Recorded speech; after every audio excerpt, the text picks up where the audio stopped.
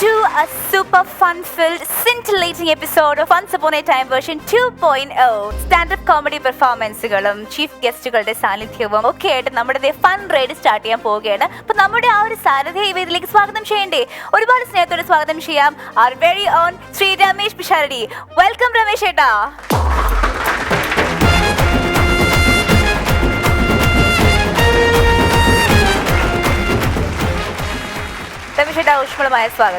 ഊഷ്മളമായ സ്വാഗതം തിരിച്ചും.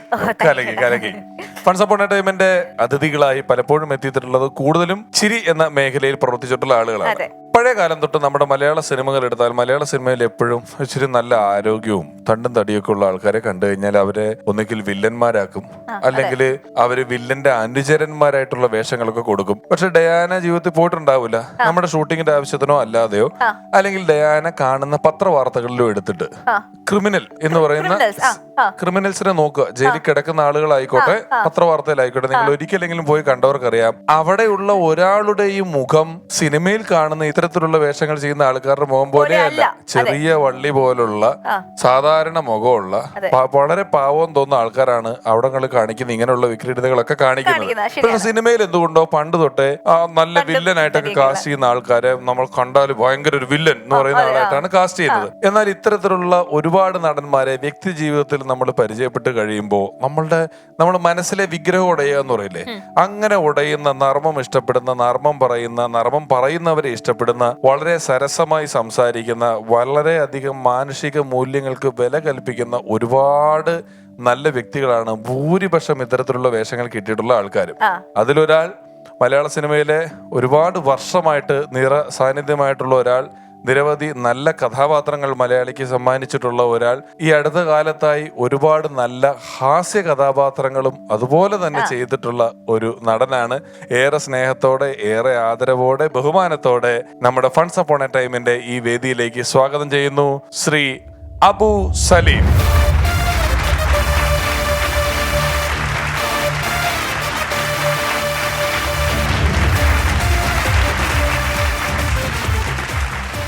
നമസ്കാരം. അബുക നിയമം തെറ്റിക്കുന്ന, അല്ലെങ്കിൽ നിയമം പറയുന്ന രീതിയിൽ ജീവിക്കുന്ന ഒരാളായിരുന്നില്ല സിനിമയിലെ അബൂക്കയുടെ കഥാപാത്രങ്ങൾ കൂടുതലും. എന്നാൽ എത്ര പേർക്ക് അറിയുന്നറിയില്ല, യഥാർത്ഥ ജീവിതത്തിൽ അബൂക്ക ഒരു നിയമപാലകനാണ്. പോലീസായിരുന്നു, ഇപ്പൊ റിട്ടയർ ആയി. ഞാൻ പറഞ്ഞ അബൂക്ക പോലീസ് ആയിരുന്നു. എവിടത്തെ പോലീസായിരുന്നു? വയനാടാണ്. റിട്ടയർ ആവുന്ന സമയത്ത് എന്ത് പോസ്റ്റ് ആയിരുന്നു? Sub inspector. Wayanad sub inspector ആയിട്ട് റിട്ടയർ ആയിട്ടുള്ള ഒരു നിയമം പാലിക്കുന്ന, നിയമത്തിന് വേണ്ടി പോരാടുന്ന ഒരാളാണ് സിനിമയിൽ ചെന്ന് കഴിയുമ്പം ഉള്ള കൊള്ളരുതായ്മ മുഴുവൻ കാണിക്കാൻ ആൾക്കാർ വിളിച്ചോണ്ടിരുന്നത്. അപ്പോ ആദ്യ സമയത്ത് അബൂക്കയ്ക്ക് അതിലൊരു വിഷമം തോന്നിയിട്ടുണ്ടോ? ഇല്ല, സിനിമയിലുള്ളത് നമ്മൾ അഭിനയിക്കുന്നതാണല്ലോ. ആ ക്യാരക്ടർ അങ്ങനെ ചെയ്യുമ്പോൾ നമ്മള് ഒരു കഥാപാത്രം കിട്ടി അത് അവതരിപ്പിക്കുമ്പോൾ ചിലപ്പോൾ തിയേറ്ററിൽ നിന്ന് അടിക്കടാ, അവനെ കൊല്ലടാന്നൊക്കെ പറയുമ്പോൾ ആ പറയുന്നതാണ് നമ്മുടെ ആ കഥാപാത്രം വിജയിപ്പിക്കുന്നത്. പിന്നെ മാത്രമല്ല, വില്ലൻ റോൾ ചെയ്യുന്ന ആൾക്കാരൊക്കെയാണ് ടീനേജ് ആയിട്ടുള്ള ആൾക്കാരെല്ലാവരും കൂടുതലും ആരാധകരുള്ളത്. പിന്നല്ല. ഇപ്പോഴത്തെ ഏറ്റവും പുതിയ വിശേഷങ്ങൾ എന്തൊക്കെയാണ്? പുതിയ വിശേഷം, ഞാൻ അമൽ നീരദ് സംവിധാനം ചെയ്യുന്ന മമ്മൂക്ക ചിത്രത്തിൽ ഭീഷ്മപർവത്തിൽ അടിപൊളി റോൾ ചെയ്തിട്ടുണ്ട്. ഞാനായിട്ട് പറയാം, ഞാൻ ഭീഷ്മപർവത്തിന്റെ ലൊക്കേഷനിൽ ചെന്നപ്പോ അവിടെ ആ ഗെറ്റപ്പില് അബൂക്ക ഇങ്ങനെ നിൽക്കുകയാണ്. അത് 80കളിലൊക്കെ നടക്കുന്ന ഒരു കഥയാണ്. ആ കഥയിലെ ഒരു കിഡിലൻ ക്യാരക്ടറാണ് ഭീഷ്മപർവം എന്ന് പറയുന്ന സിനിമ വരുമ്പോൾ നമുക്ക് അബൂക്കനെ നമുക്ക് അതിൽ കാണാൻ സാധിക്കുന്നത്. എന്തുമാത്രം തമാശ ഇഷ്ടപ്പെടുന്ന ഒരാളാണ് അബൂക്ക. ജീവിതത്തിൽ മൊത്തത്തിൽ തമാശ ഇഷ്ടപ്പെടുന്ന ആളാണ് ഞാൻ. ഗൗരവവും കാര്യമൊക്കെ ഉണ്ടെങ്കിലും തമാശയാണ് കൂടുതൽ ഇഷ്ടം. ബോഡി സംരക്ഷണത്തിന്റെ പരിപാടി എങ്ങനെയാണ്? ഇപ്പോഴും വർക്കൗട്ടും കാര്യങ്ങളൊക്കെ കൃത്യമാണോ? വർക്കൗട്ട് കറക്റ്റായിട്ട് ചെയ്യുന്നുണ്ട്. അത് വളരെ കാലം മുമ്പ് തന്നെ ഇപ്പോഴും അത് കണ്ടിന്യൂ ചെയ്യുന്നുണ്ട്. ഏത് വയസ്സിലാണ് വർക്കൗട്ട് തുടങ്ങിയത്? 20 വയസ്സിന് ശേഷമാണ് വർക്കൗട്ട് തുടങ്ങിയത്. പക്ഷെ ശരിക്കും എന്താ പറയേണ്ടത്, വളരെ ഫലപ്രദമായ രൂപത്തിൽ ചെയ്യാൻ തുടങ്ങിയത് 22 വയസ്സിലാണ്. ടൈറ്റിൽസ് ഉണ്ടല്ലോ, എന്തൊക്കെയാണത്? ഞാൻ 1981 mister Kozhikode, 82 mister Kerala, 83 mister south India, 84 mister India, വീണ്ടും 92 വീണ്ടും മിസ്റ്റർ ഇന്ത്യ കിട്ടി. ആ വർഷം എനിക്ക് ഇന്ത്യൻ ടീമിൽ സെലക്ഷൻ കിട്ടി. മിസ്റ്റർ ഏഷ്യ മത്സരത്തിൽ പങ്കെടുത്തു. നമ്മള് സിനിമയില് വിദേശത്ത് റോക്കും ശ്വാസനഗറും ഒക്കെ ഒരുപാട് ആളുകള് ബോഡി ബിൽഡിംഗ് അവരുടെ മത്സരങ്ങളിൽ പ്രൈസ് കിട്ടിയിട്ടുള്ള, നമ്മുടെ പല മിമിക്രിന്ന് സിനിമയിലെത്തി അങ്ങനൊന്നും അല്ല. ബോഡി ബിൽഡേഴ്സ് ആയിട്ട് ഒരുപാട് പേര് ഹോളിവുഡില് പിന്നീട് വലിയ താരങ്ങളായിട്ടുണ്ട്.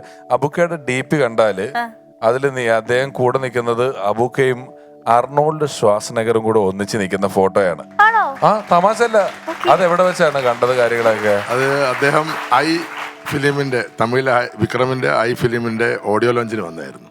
അപ്പോൾ മീറ്റ് ചെയ്തു. അപ്പൊ അബുക്ക ചെന്ന് ഞാൻ വിക്രം എന്നോട് പറഞ്ഞു ഇങ്ങനെ അർണോൾഡ് വരുന്നുണ്ട്, ഇക്ക വരണം എന്ന് പറഞ്ഞാൽ അങ്ങനെ വിളിച്ച് വിക്രം ക്ഷണിച്ചിട്ടാണ് ഞാൻ പോയത്. അയ്യിൽ അഭിനയിച്ചിട്ടുണ്ടോ? ഇല്ല ഇല്ല ഇല്ല, അയ്യിൽ അഭിനയിച്ചിട്ടില്ല. പക്ഷെ അയ്യുടെ ഓഡിയോ ലോഞ്ച് വന്നപ്പോ തമിഴ് നടൻ വിക്രം അബുക്കനെ വിളിച്ചിട്ട് പറഞ്ഞു ഒന്ന് വന്നം, അർണോൾഡ് വരുന്നുണ്ട്, ചെറിയ പരിപാടി ഉണ്ടെന്ന്. അതിന്റെ ഒരു കാര്യം വിക്രത്തിനെ ജിമ്മിൽ കൊണ്ടുപോകാൻ പറഞ്ഞതോ പോയത് അങ്ങനെ എന്തോ ഒരു. അതെ വിക്രം പിന്നെ ഒരുപാട് ട്രെയിനിങ്ങും കാര്യങ്ങളൊക്കെ നമ്മൾ ചെയ്തിട്ടുണ്ട്. പിന്നെ മാത്രമല്ല ഞാൻ അർണോൾഡിന്റെ വലിയ ഫാനാണ്. ഞാൻ എന്റെ റോൾ മോഡൽ അദ്ദേഹമാണെന്നുള്ളതൊക്കെ വിക്രമിനെ അറിയാം. അതുകൊണ്ടാണ് വിളിച്ചത്. വിക്രം പൊതുവേദിയിൽ പറഞ്ഞു എന്റെ ബോഡി എനിക്ക് ശരിയാക്കണം നന്നാക്കണം എന്ന് ആദ്യം തോന്നി തുടങ്ങിയത് അബുക്കേനെ കണ്ടതിന് ശേഷമാണെന്ന് വിക്രം പൊതുവേദിയിൽ മൈക്കെടുത്ത് വെച്ചിട്ട് പറഞ്ഞിട്ടുള്ള ഒരാളാണ് ഇപ്പൊ നമ്മളോടൊപ്പം നിൽക്കുന്ന ഈ അബുക്ക.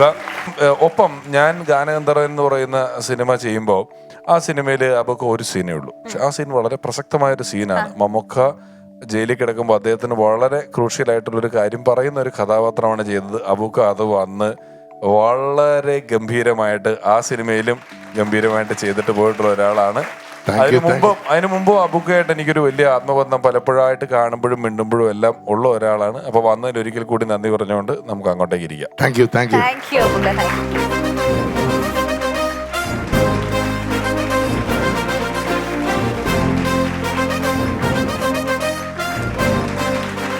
കോമഡിയുടെ അത്യുജ്വല വേദിയായ funs upon a time version 2.0 ഇന്ന് പെർഫോം ചെയ്യാൻ എത്തുന്നു സ്വനം ഫ്രം തൃശൂർ.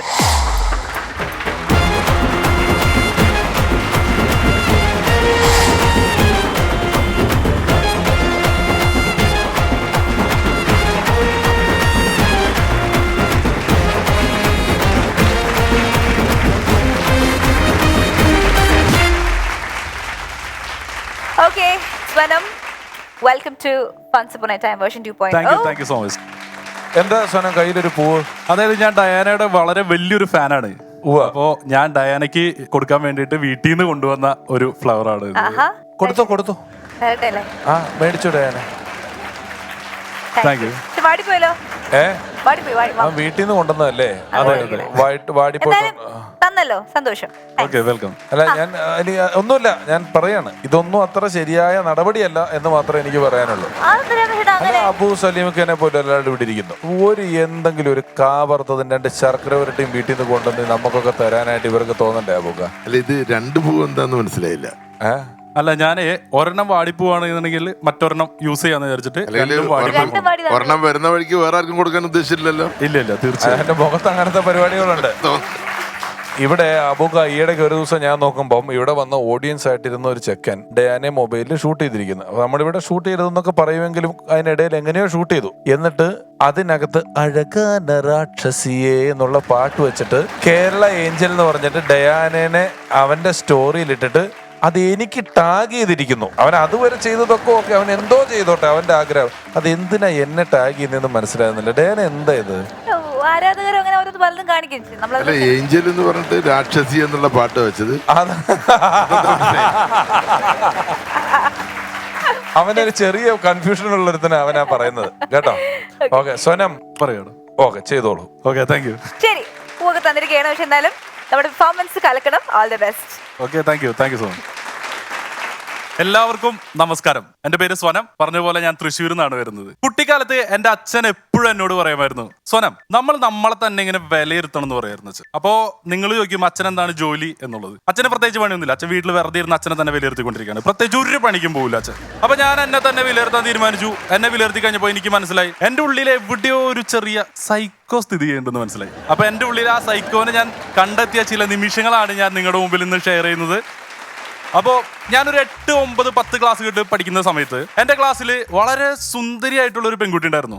അവളുടെ പേര് എന്ന് പറഞ്ഞാൽ റോസ്മോൾ എന്നാണ്. അവളൊരു പഠിപ്പിസ്റ്റാണ്. ഫ്രണ്ട് ബെഞ്ചിലാണ് ഇരിക്കുന്നത്. ഞാൻ ബാക്ക് ബെഞ്ചിലാണ് ഇരിക്കുന്നത്. ബാക്ക് ബെഞ്ചറാണ്. അപ്പൊ എൻ്റെ ഒരു ഫ്രണ്ട് ഉണ്ട് നിതിൻ. ഇവനും എൻ്റെ ഒപ്പം തന്നെ ഇരിക്കുന്നത്. ഇവളോടൊരു പ്രണയം. സത്യം പറയട്ടെ, എനിക്കും ഉണ്ട് അവളോടൊരു പ്രണയം. അല്ല, എനിക്ക് പ്രണയം തോന്നുന്നത് തെറ്റൊന്നുമില്ലല്ലോ. അപ്പോൾ എൻ്റെ ഉള്ളിൽ ഒരു സൈക്കും ഉണ്ടല്ലോ. അപ്പൊ ഇവന്റെ ഈ പ്രണയം ഇങ്ങനെ പൂത്ത് തളിർത്ത് തുടങ്ങി. അപ്പൊ ഇവന്റെ ഈ പ്രണയം പൊളിച്ച് കൈ കൊടുക്കണം എന്ന് എനിക്ക് വളരെ വലിയൊരു ആഗ്രഹം വന്നു. ആ ആഗ്രഹം വന്ന സമയത്ത് ഇങ്ങനെ ഒരു ദിവസം ക്ലാസ്സിൽ ടെസ്റ്റ് പേപ്പർ നടക്കുകയാണ്. ടെസ്റ്റ് പേപ്പർ നടന്നുകൊണ്ടിരിക്കുന്ന സമയത്ത് ഒരു ക്വസ്റ്റ്യൻ വന്നു. ഒരു 1 വേർഡ് ക്വസ്റ്റ്യൻ ആണ്. അറബിക്കടലിന്റെ റാണി ആരാണെന്നാണ് ആ ക്വസ്റ്റ്യൻ വരുന്നത്. അപ്പൊ ഇവൻ എന്നെ തട്ടിയിട്ട് വെച്ചു, എടാ അറബിക്കടലിന്റെ റാണി ആരാ? അപ്പൊ ഞാൻ അവനോട് പറഞ്ഞു, എടാ അതായത് നമുക്ക് ഏറ്റവും ഇഷ്ടപ്പെട്ട പെൺകുട്ടിയുടെ പേരാണ് ഇവിടെ എഴുതേണ്ടത്, ഞാൻ എന്റെ വീടിന്റെ അടുത്തുള്ള പെണ്ണിന്റെ പേര് എഴുതണേന്നു. ഇവൻ ചാടി കയറി റോസ്മോളുടെ പേര് എഴുതി വെച്ചു. അപ്പൊ ഇപ്പൊ കിട്ടില്ല അവന് പണിയെന്ന് വിചാരിച്ചിട്ടാണ് ഞാനിങ്ങനെ ഇരിക്കണേ. ടീച്ചർ വന്നു. ടീച്ചർ ഇങ്ങനെ ക്ലാസ്സിലെ ടെസ്റ്റ് പേപ്പറിന്റെ പേപ്പറൊക്കെ കൊടുക്കാൻ എല്ലാവർക്കും പേപ്പർ കൊടുത്തു, ഇവന് മാത്രം കൊടുത്തില്ല. അപ്പൊ ഞാൻ വിചാരിച്ചു കിട്ടും, ഇതോടുകൂടി ഇവര് തകർന്ന് തരിപ്പണാവും. ഞാൻ സന്തോഷവാനായിട്ട് ഇരിക്കണ സമയത്ത് മിസ് പേപ്പർ കൊടുത്തിട്ട് ഇവനെ ഫയർ ചെയ്യാണ്. ഭയങ്കര ചീത്തയാക്കി. ഇവൻ ക്ലാസ്സിൽ എഴുന്നേറ്റ് നിന്നിട്ട് 3 അമ്പ് ചെയ്യാൻ പഠിപ്പിച്ച ബാഹുബലിയിലെ പ്രഭാസിന്റെ പോലെ ഇവൻ നിൽക്കുക. മോളെ ഞാൻ നിന്റെ പേരാടി അറബിക്കടലിന്റെ റാണി എന്ന് പറഞ്ഞ് എഴുതി വെച്ചതെന്ന് പറഞ്ഞിട്ട്. ഇവൾക്കാണെങ്കിൽ ഇവനോട് ചെറിയൊരു ചായവും. എന്റെ പ്ലാൻ അവിടെ പൊളിഞ്ഞു പോവാണ്. അങ്ങനെ തോറ്റു പിന്മാറാൻ ഞാൻ തയ്യാറല്ല. എന്റെ ഉള്ളിൽ സൈക്കോ വീണ്ടും വർക്കൗട്ടായി. അപ്പോ പിറ്റേ ദിവസം തുടങ്ങിയിട്ട് ഇവൻ ഡെയിലി വരുമ്പോഴേ ഒരു റോസാപ്പൂ കൊണ്ടുവന്നിട്ട് ഈ റോസ് മോൾ കൊടുക്കും. അപ്പൊ ഇവള് ചോദിക്കാണ്, എന്തിനാ എനിക്ക് ഡെയിലി ഇങ്ങനെ റോസാപ്പൂ തരണേന്ന് വെച്ചപ്പോൾ ഇവളോട് പറയാ, നിന്റെ പേര് റോസ് മോൾ എന്നാണല്ലേ, അതുകൊണ്ടാണ് ഞാൻ ഡെയിലി നിനക്ക് റോസാപ്പൂ തരണേന്ന് ഇവൻ പറയാം. അന്ന് കാലത്ത് ഈ റോസാപ്പൂവിന് 5 രൂപയാണ് വില. അന്ന് ഒരു മീറ്റ് പപ്സ് എന്ന് പറഞ്ഞു കഴിഞ്ഞാൽ 4 രൂപയാണ് ഒരു മീറ്റ് പപ്സിന് വില. 4 രൂപ 40 പേര് കൂട്ടി ഷെയർ ഇട്ട് മീറ്റ് പപ്സ് കഴിക്കുന്ന സമയത്ത് പപ്സ് കഴിക്കാൻ ഷെയർ ഇടാൻ കാശില്ലാത്തതുകൊണ്ട് ആ പപ്സിന്റെ പേപ്പറെ കിടക്കട പൊടി കഴിക്കാൻ വരുന്നവരാണ് ഈ നിതിൻ. അവനാണ് ഡെയിലി 5 രൂപയ്ക്ക് റോസാപ്പൂ കൊണ്ടുവന്നിട്ട് നമ്മുടെ ഈ പറയുന്ന റോസ് മോൾ കൊടുക്കുന്നത്. എനിക്ക് എന്തൊരു മണം കിട്ടി. ഞാൻ ഉടനെ പിറ്റേ ദിവസം രാവിലെ ആരും അറിയാണ്ട് കുളിയൊക്കെ കഴിഞ്ഞ് രാവിലെ ഇവന്റെ വീടിന്റെ അവിടെ പോയി ഒളിച്ചു നിന്നു. എന്റെ സ്കൂളിന്റെ അടുത്ത് വലിയൊരു ചർച്ച് ഉണ്ട്. ചർച്ച് ആവുമ്പോ വലിയൊരു സിമിട്രിയും കൂടി ഉണ്ടാവും. ഈ സിമിട്രിയുടെ മതിൽ ചാടി കടന്ന് ഒരു കല്ലറയുടെ മോളിൽ നിന്നാണ് ഇവൻ ഈ പറയുന്ന റോസാപ്പൂ കൊണ്ടുവന്ന് നമ്മുടെ റോസ് മോൾക്ക് കൊടുക്കുന്നത്. ഡയന ചേച്ചി പേടിക്കേണ്ട, ഇത് ആ കല്ലറയുടെ മോളിൽ നിന്നല്ല, ഇത് വേറൊരു സ്ഥലത്ത് നിന്ന് കൊടുത്താൽ. എനിക്ക് വേണമെന്നുണ്ടെങ്കിൽ അവളോട് അന്ന് തന്നെ പറയായിരുന്നു, മോളെ നിനക്ക് ഈ റോസാപ്പൂ തരുന്നത് ഈ കല്ലറയുടെ മോളിൽ നിർത്തത്. എൻ്റെ ഉള്ളിൽ സൈക്കോ അത് അനുവദിച്ചില്ല. ഞാൻ അവളോട് പറഞ്ഞില്ല. 2 ആഴ്ച ഞാനത് എങ്കിടെ എൻജോയ് ചെയ്തു. ഇവൾ ഈ റോസാപ്പൂ മണക്കുന്നത്, നെഞ്ചത്ത് വെച്ച് കൊണ്ടു നടക്കുന്നു, ബുക്കിന്റെ ഇടയിൽ വെക്കുന്നു, ഇവൾ എൻജോയ് ചെയ്യുന്നതൊക്കെ ഞാനും എൻജോയ് ചെയ്ത് അവസാന ഘട്ടത്തിൽ ഇവളിതൊരു സമയത്ത് ഇവനോട് ഇഷ്ടമാണ് എന്ന് പറയുന്ന ഒരു ഘട്ടം എത്തിയപ്പോ ഞാൻ ഇവളെ വിളിച്ചോണ്ട് പോയിട്ട് അമൽ നീരദിന്റെ പടത്തില് വിഷ്വല് കാണിക്കുന്ന പോലെ ഇവൻ ഈ റോസാപ്പൂവും കടിച്ചു പിടിച്ച് മതിലും ചാടി വരുന്നത് ഞാൻ ഇവൾക്ക് കാണിച്ചു കൊടുത്തു. അന്നത്തോടു കൂടി ഇവരുടെ പ്രണയം അവിടെ അവസാനിക്കുകയാണ്, ഞങ്ങളുടെ ഫ്രണ്ട്ഷിപ്പും അവിടെ അവസാനിക്കുകയാണ്. അങ്ങനെ വീണ്ടും ഞങ്ങൾ 2 പേരും വളർന്നു. 2 പേരെന്ന് പറഞ്ഞു കഴിഞ്ഞാൽ ഞാനും എന്നിലെ സൈക്ക്. അങ്ങനെ ഇരിക്കുന്ന സമയത്ത് ഞങ്ങളുടെ നാട്ടില് ജോസേട്ടൻ ആൻസി എന്ന് പറയുന്ന ഒരു പെണ്ണിനെ കല്യാണം കഴിച്ചിട്ട് നാട്ടിൽ കൊണ്ടുവന്നു. അവരുടെ കല്യാണമൊക്കെ കഴിഞ്ഞ ഒരു ടൈമിലാണ്. അപ്പോൾ അവിടെ ഒരു പ്രത്യേകത ഉണ്ട്. ഞങ്ങളുടെ യൂണിറ്റിൽ പുതിയതായിട്ട് പെണ്ണുങ്ങൾ വന്നു കഴിഞ്ഞാൽ അപ്പം തന്നെ പാട്ട് പഠിപ്പിക്കും, എന്തെങ്കിലും പരിപാടി ഉണ്ടെങ്കിൽ. അങ്ങനെ ഞങ്ങളുടെ നാട്ടിൽ കുരിശിന്റെ വഴി വരികയാണ്. കുരിശിന്റെ വഴിക്ക് പാട്ട് പാടാനായിട്ട് ആൻസി ചേച്ചിക്ക് ലിറിക്സ് ഒക്കെ എഴുതി കൊടുത്ത് വിട്ടേക്കുക. അപ്പൊ ആൻസി ചേച്ചി എൻ്റെ അമ്മയായിട്ട് ഭയങ്കര ബന്ധത്തിലാണ്. ഡെയിലി എൻ്റെ വീട്ടിൽ വരും. ആൻസി ചേച്ചി പാട്ട് ഈ കടലാസൊക്കെ പിടിച്ചിട്ട് എൻ്റെ അമ്മ എടുത്ത്, ചേച്ചി എനിക്കിത് പാടാൻ അറിയില്ല ചേച്ചി എന്നൊക്കെ. കാരണം ഇതിന്റെ ഈടം എനിക്കറിയില്ല ചേച്ചി. ഞാൻ പറഞ്ഞു, ചേച്ചി ഞാൻ ഹെൽപ്പ് ചെയ്യും, ആൻസി ചേച്ചിന് ഞാൻ ഹെൽപ്പ് ചെയ്യും. കാരണം ഹെൽപ്പിംഗ് മെന്റാലിറ്റി ഉള്ള ഒരു മനുഷ്യനാണല്ലോ ഞാൻ. അപ്പൊ ആൻസി ചേച്ചിയോട് ഞാൻ ഹെൽപ്പ് ചെയ്യാന്ന് പറഞ്ഞു. ആൻസി ചേച്ചി ഈ ലിറിക്സ് കൊണ്ടുവന്ന് എൻ്റെ കയ്യിൽ വന്നു. ഞാൻ വായിച്ചു നോക്കിയോ, കുരിശിൽ മരിച്ചവനേ കുരിശാലെ വിജയം വരിച്ചവനേ, നല്ല പാട്ട്. അപ്പൊ ഞാനിതൊക്കെ ആൻസി ചേച്ചിക്ക് ഇങ്ങനെ പഠിപ്പിച്ചു കൊടുത്തു, ഈണൊക്കെ പഠിപ്പിച്ചു കൊടുത്തു. ആൻസി ചേച്ചി നേരെ കുരിശിന്റെ വഴിക്ക് പോയി. അന്ന് വരെ സത്യം പറയട്ടെ, അന്ന് വരെ കുരിശിന്റെ വഴിക്ക് പോകാത്ത ഞാൻ അന്ന് കുരിശിന്റെ വഴിക്ക് പോയി. അങ്ങനെ 2-3 പാട്ടുകളൊക്കെ കഴിഞ്ഞു. ആൻസി ചേച്ചിയുടെ കൂടെ എത്തി. ആൻസി ചേച്ചി ലിറിക്സ് എടുത്തു. അങ്ങനെ ആൻസി ചേച്ചി പാടാൻ പോവാണ്. ഞാൻ അത് ശ്രദ്ധിച്ച് നിൽക്കുവാണ്. കുരിശിൽ മരിച്ചവനേ കുരിശാല് മരണം വെടിച്ചവനേ എന്നാണ് ആൻസി ചേച്ചി പാടിയത്. ഞാൻ ആൻസി ചേച്ചിക്ക് സത്യം പറഞ്ഞു കഴിഞ്ഞിട്ടുണ്ടെങ്കിൽ ഈ ലിറിക്സ് മാപ്പിളപ്പാട്ട് രീതിയിലാണ് പഠിപ്പിച്ചു കൊടുത്തത്. സഹായിക്കണം എന്ന് ആഗ്രഹമാണെങ്കിൽ നമ്മുടെ ഉള്ളിൽ സൈക്കോ അത് അനുവദിക്കില്ലല്ലോ. അതുകൊണ്ടാണ് അങ്ങനെ സൈക്കോ തരൊക്കെ ആയിട്ട് മുന്നോട്ട് പോകുന്ന എന്നെ എൻ്റെ നാട്ടില് മറ്റൊരു എന്നെക്കാളും വലിയൊരു സൈക്കോ വന്നിട്ട് എന്നെ അടിച്ചമർത്തി. ആ കഥയാണ് അടുത്തത്. അങ്ങനെ ഒരു സൈക്കോ ഉണ്ടെന്ന് പറഞ്ഞു കഴിഞ്ഞാൽ ആരാണെന്ന് അറിയോ? എൻ്റെ നാട്ടിലൊരു അമ്മൂമ്മയാണ്, ഒരു അൽ സൈക്കോ അമ്മൂമ്മ. കൊടുങ്ങല്ലൂർ അമ്പലത്തിൽ ഭരണി നടക്കുന്ന ഒരു സമയമാണ്. അപ്പൊ ഞാൻ ഭരണിക്ക് പോകാൻ വേണ്ടിയിട്ട് തയ്യാറായിട്ട് ഇങ്ങനെ വരികയാണ്. അപ്പൊ അമ്മൂമ്മ എന്നോട് ചോദിച്ചു, നീ എവിടെയാടാ പോടായത്? ഞാൻ പറഞ്ഞു, അമ്മൂമ്മ ഞാൻ കൊടുങ്ങല്ലൂർ ഭരണിക്ക് പോവാണ് എന്ന് പറഞ്ഞു. അപ്പൊ അമ്മൂമ്മ പറയാ എൻ്റെ കൂടെ വരുന്നത്. ഞാൻ പറഞ്ഞു, എനിക്ക് പറ്റില്ല, അമ്മൂമ്മ ഞാൻ കൊണ്ടുപോയില്ല എന്നൊക്കെ പറഞ്ഞു. അമ്മൂമ്മനെ ഒരു കണക്കിന് പറഞ്ഞ് വീട്ടിൽ അങ്ങോട്ട് ഇരുത്തിയിട്ട് ഞാൻ ലാസ്റ്റ് പറഞ്ഞു, ഞാൻ പോയിട്ട് തിരിച്ചു വരുന്ന സമയത്ത് അതിന്റെ കഥകളൊക്കെ പറഞ്ഞുതരാം. അപ്പൊ അമ്മൂമ്മ പറഞ്ഞു ഓക്കെ എന്നും പറഞ്ഞിരുന്നു. ഞാൻ അങ്ങനെ ഭരണിക്കൊക്കെ പോയി തിരിച്ചു വരുമ്പോണ്ട് നമ്മുടെ നാട്ടിൽ കൂടെ നടന്നു വരാം. മറ്റേ മീൻകാരെ കാത്തു നിൽക്കണ പൂച്ചര പോലെ അമ്മ മുറ്റത്തേക്ക കഥ കേൾക്കണല്ലോ അമ്മൂമ്മക്ക്. ഞാൻ അങ്ങനെ കഥയൊക്കെ പറഞ്ഞു കൊടുത്തു, വിശദീകരിച്ചു കൊടുത്തു. അപ്പൊ അമ്മൂമ്മ പോവാൻ നേരത്തെ എന്നോട് പറയാ, എടാ പോണേന് മുമ്പ് 2 ഭരണിപ്പാട്ട് എനിക്ക് പാടി തന്നിട്ട് പോവാൻ. എങ്ങനെയാ അമ്മൂമ്മേടെ അടുത്ത് ഭരണിപ്പാട്ട് പാടാ? കാരണം നമ്മളെ കൊച്ചിലേക്ക് എടുത്തു വളർന്നിട്ടുള്ള ഒരു അമ്മൂമ്മയാണ്. അമ്മൂമ്മേരെ മൊത്തക്കിട്ട് തെറിപ്പാട്ട് പാടാന്ന് പറഞ്ഞു കഴിഞ്ഞാൽ വളരെ മോശമായിട്ടുള്ള ഒരു കാര്യമല്ലേ. ഞാൻ അങ്ങനെ പറ്റില്ല അമ്മൂമ്മ എന്നൊക്കെ പറഞ്ഞ് ആളെ ഒഴിവാക്കി വിട്ടിട്ട് ഞാൻ അങ്ങനെ പുറത്തേക്ക് ഇറങ്ങിയപ്പോൾ എനിക്കൊരു സങ്കടം. കാരണം ജനലിനുള്ളിൽ സൈക്കിൾ അങ്ങനെ വീണ്ടും വർക്കൗട്ടായി. ഇതങ്ങാനും കേൾക്കാണ്ട് അമ്മൂമ്മ അങ്ങനെ തട്ടിപ്പോയാലോ. ഞാൻ അന്നൊക്കെ കാലത്ത് എന്ന് പറഞ്ഞു കഴിഞ്ഞാൽ ഈ ടേപ്പ് റെക്കോർഡൊക്കെ ഉള്ള സമയമാണ്. ഈ ഒരു കാസറ്റ് എടുത്തിട്ട് ഇട്ടിട്ട് ടേപ്പിൽ റെക്കോർഡ് ചെയ്ത് 2 പാട്ടും പാടി അമ്മൂമ്മയുടെ കയ്യിൽ കൊണ്ടു കൊടുത്തു കാസറ്റ്. അപ്പൊ അമ്മൂമ്മ ഈ കാസറ്റ് വിട്ടിട്ട് കേട്ടോട്ടെ എന്ന് വിചാരിച്ചിട്ട് അമ്മൂമ്മോട് ഞാൻ പറഞ്ഞു, അമ്മൂമ്മ ഇത് കേട്ടോ എന്നും പറഞ്ഞിട്ട് ഞാൻ പോയി. അമ്മൂമ്മയ്ക്ക് അങ്ങനെ ചെവിയൊന്നും അധികം കേൾക്കാത്തൊരു വ്യക്തി കേട്ടോ. അങ്ങനെ 2 ദിവസം കഴിഞ്ഞു. 2 ദിവസം ഞാൻ വഴിക്കൊന്നും പോയിട്ടില്ല. 2 ദിവസം കഴിഞ്ഞ് ഒരു സന്ധ്യ നേരത്ത് ഞാൻ ആ വഴിക്ക് നടന്നു വരുമ്പോ അകലേന്നൊരു പാട്ട് കേൾക്കുക. ഞാൻ ആലോചിച്ചു എന്റെ സൗണ്ട് ആണല്ലോ കേൾക്കണേ. ഓടിച്ചെന്ന് നോക്കുമ്പോണ്ട് സന്ധ്യ നേരത്ത് വിളക്കൊക്കെ കത്തിച്ച് നാമം ചൊല്ലിയിട്ട് അമ്മൂമ്മ ഈ ലൗഡായിട്ട് എൻ്റെ ഈ തെറിപ്പാട്ടും കേട്ട് പാട്ട് കേട്ടോണ്ടിരിക്കുകയാണ്. അമ്മൂമ്മ പ്രാർത്ഥിച്ചുകൊണ്ടിരിക്കുകയാണ്. ഞാൻ ഓടിച്ചെന്ന് ഈ കാസറ്റ് വലിച്ചൂരെടുത്തപ്പോ അമ്മൂമ്മയുടെ മോൻ പറയാ, 2 ദിവസമായില്ലേ നീ ഈ വഴിക്ക് വന്നിട്ട്? 2 ദിവസമായില്ലേ നീ കാസറ്റ് കൊടുത്തിട്ട്? 2 ദിവസമായിടാ കാലത്ത് തുടങ്ങി വൈകുന്നേരം വരെ ഈ തെറിപ്പാട്ട് കൂടെ കേൾക്കാൻ തുടങ്ങിയിട്ടുണ്ട്.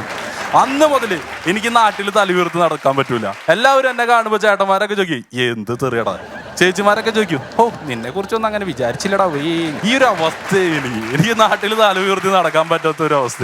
അങ്ങനെ കാലം കടന്നുപോയി. ഈ അമ്മൂമ്മ മരിക്കണ വരെ ഈ പാട്ടിട്ട് എന്നെ ഇങ്ങനെ നാണം കെടുത്തിക്കൊണ്ടിരിക്കുകയായിരുന്നു. അങ്ങനെ അമ്മൂമ്മ മരിച്ചു കഴിഞ്ഞപ്പോ ഒരു ചേട്ടൻ എൻ്റെ അടുത്ത്, ഞാൻ ഇങ്ങനെ ഇരിക്കുക, വേറൊരു ചേട്ടൻ അടുത്ത് എൻ്റെ അടുത്ത് വന്നിട്ട് പറഞ്ഞു, എടാ നിന്റെ സൈക്കോ അമ്മൂമ്മ മരിച്ചിട്ടാ. ഞാൻ പറഞ്ഞു ചേട്ടാ ഞാൻ അറിഞ്ഞു ചേട്ടാ. പോയിട്ട് 2 പാട്ട് പാടി കൊടുക്കാറുന്നില്ലേ, അമ്മൂമ്മയുടെ ആത്മാവിന് നിത്യശാന്തി കിട്ടില്ല.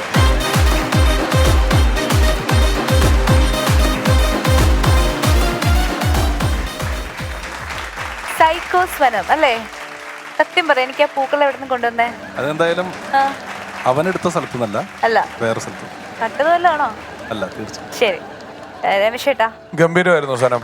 Thank you. ആ ഒരു പൂ കൊണ്ടുവന്നതും കൊടുത്തതും പിന്നെ അതിനൊരു കഥയുണ്ടാക്കിയതും. ഈ സൈക്കോ എന്ന് പറയുന്നത് ഈ പറഞ്ഞ പോലെ ഇതൊന്നും വലിയ സൈക്കോ അല്ലെങ്കിലും ഇത്തരത്തിലുള്ള ചെറിയ സൈക്കോ പരിപാടികൾ കാണിച്ച് ആനന്ദം കണ്ടെത്തുന്ന ഒരുപാട് പേരുണ്ട്. വെറുതെ ഒരാളെ പറ്റിക്കുക, വേറൊരാളെ വഴി തെറ്റിച്ച് വിടുക, അങ്ങോട്ടും ഇങ്ങോട്ടും ഓരോ തോന്നിയാസങ്ങൾ ചെയ്യുക, എന്നിട്ട് ആളെ പറ്റിക്കുക എന്ന് പറയുന്നത് ഒരുപാട് പേരെ എനിക്ക് തന്നെ പരിചയമുണ്ട്. ഞാനൊക്കെ ഇടക്കാലത്ത് അങ്ങനെയൊക്കെ ചില സമയത്ത് ചില ക്രൂര വെച്ച് വെറുതെ ഒരാവശ്യമില്ലാത്ത ചില ഇത്തരത്തിലുള്ള സൈക്കോ പരിപാടികൾ പല കാലഘട്ടത്തിലും ഞാനും കാണിച്ചിട്ടുണ്ട്. അതൊക്കെ ഞാനിപ്പോ ഓർക്കുമായിരുന്നു.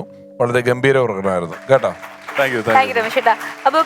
ഈ സൈക്കോ എന്നുള്ള പേര് കൊടുത്തത് പുള്ളിയുടെ മനസ്സിലുള്ള ഉള്ളിലുള്ള എന്താ പറയേണ്ട ഒരു ക്യാരക്ടറാണത്. ആ ക്യാരക്ടറിനെ സൈക്കോ എന്നുള്ള പേര് കൊടുത്തിട്ട് അതിലേക്ക് മാറ്റിയെടുത്താണ്. പക്ഷെ എന്നിരുന്നാലും പുള്ളിയുടെ സൈക്കോ ആയിട്ട് ബന്ധപ്പെട്ടിട്ടുള്ള കാര്യങ്ങളാണ് പുള്ളി കംപ്ലീറ്റ് പറഞ്ഞത്. പക്ഷെ അത് വളരെ മനോഹരമായി, വളരെ തമാശ രൂപേണ തന്നെ പറഞ്ഞു. നല്ല ഫണ്ണായിരുന്നു. ഞാൻ എൻ്റെ ഒരു കൂട്ടുകാരൻ, ഞാൻ എവിടെ പറഞ്ഞിട്ടുണ്ട്, അവന്റെ വീട്ടിലെ TV തന്നെയാണ് ഞങ്ങളുടെ വീടിനടുത്തുള്ള റെയിൽവേ സ്റ്റേഷനിലെ TV. ഇവൻ ആ വീട്ടിലെ TVയുടെ റിമോട്ട് എടുത്തുകൊണ്ട് പോയിട്ട് റെയിൽവേ സ്റ്റേഷനിലെ TV ഓഫ് ആക്കും. റെയിൽവേ സ്റ്റേഷനിലെ TV ഓഫ് ആക്കും. ഇത് എന്ത് ആനന്ദം കിട്ടിയിട്ടെന്നൊരു കാര്യമില്ല. ഇവൻ ഈ റിമോട്ടും പോക്കറ്റ് ഇട്ടുകൊണ്ട് പോയിട്ട് റെയിൽവേ സ്റ്റേഷനിലെ TVയിൽ ഇങ്ങനെ പരസ്യവും പരിപാടികളൊക്കെ എല്ലാവരും കണ്ടോണ്ട് നിൽക്കുമ്പോൾ പെട്ടെന്ന് ചിക്കഞ്ഞ് TV ഓഫായി പോകും. ഇവൻ ഓഫ് ആക്കണ, പിന്നെ ഒരാൾ വന്ന് ഏണി വെച്ച് കയറണമൊക്കെ കാണാം ഇത് ഓണാക്കാനായിട്ട്. പിന്നെ അപ്പുറത്തെ സൈഡിൽ പോയിട്ട് ആ TV ഓഫ് ആക്കും. ഒരാനന്ദം, വെറുതെ അവനെ കൊണ്ട് പറ്റുന്ന ഒരാനന്ദം. ഇത് ഓഫ് ആക്കിയിട്ട് എല്ലാവരും TV കാണാൻ പറ്റാതാവുമ്പോ ഇവനൊരു സന്തോഷം. എന്റെ പോക്കറ്റിൽ കിടക്കുന്ന റിമോട്ട് കൊണ്ടാണല്ലോ ഞാനിത് കാണാണ്ടാക്കിയെന്ന് പറയുന്നത്. ഓക്കെ, അപ്പോൾ നല്ല കമന്റ്സ് ആണ് കിട്ടിയിരിക്കുന്നത്. നല്ല പെർഫോമൻസ് ആയിരുന്നു. Thank you so much for coming. Thank you so much. Once Upon a Time version 2.0 ഇപ്പോൾ പെർഫോം ചെയ്യാൻ എത്തുന്നു ശ്രീറാം ഫ്രം എറണാകുളം.